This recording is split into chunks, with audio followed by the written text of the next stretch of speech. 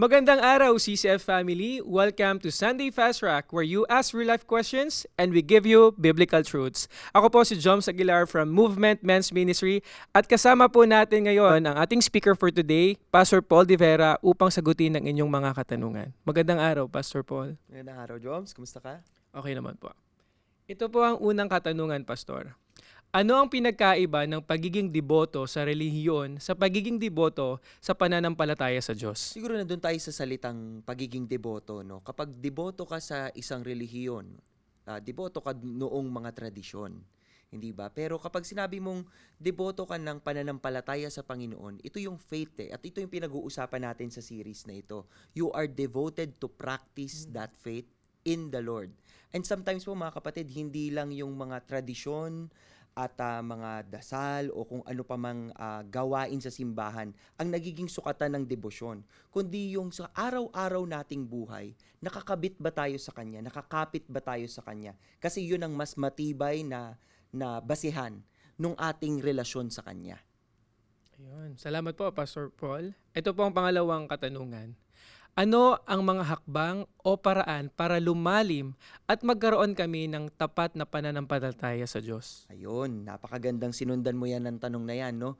So, base doon sa pinag-usapan natin sa mensahe, mga kapatid, no? Kailangan po talaga nating ipakita na tayo'y nagsasubmit sa Panginoon. Pag sinabi mong submission to God, siya dapat ang nasusunod. Many of us think that Jesus is our Savior, but it is a constant struggle for us to consider Him Lord. Ibig sabihin, madaling sabihin na niligtas niya tayo, pero mahirap kasi yung pag Lord siya, siyang masusunod.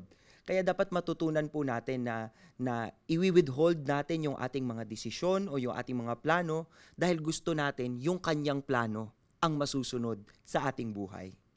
Wow, ganda nun. At ito po, last question. Ano ang pagkakaiba ng righteous judgment sa pagiging judgmental?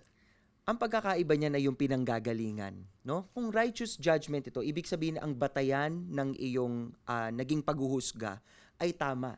Ibig sabihin kung ano yung mga sinabi ng Panginoon na hindi tama, ito yung sinusunod mo. Sinasabi mong hindi tama itong mga bagay na to dahil pinagbawal o di kaya naman ay talagang tinama ni Lord, no, sa Kanyang salita. Sinabi niya na wag itong gawin, bawal itong gawin. Pag may nakita kang gumagawa nun, righteous judgment ang sabihing hindi tama yung ginagawa mo.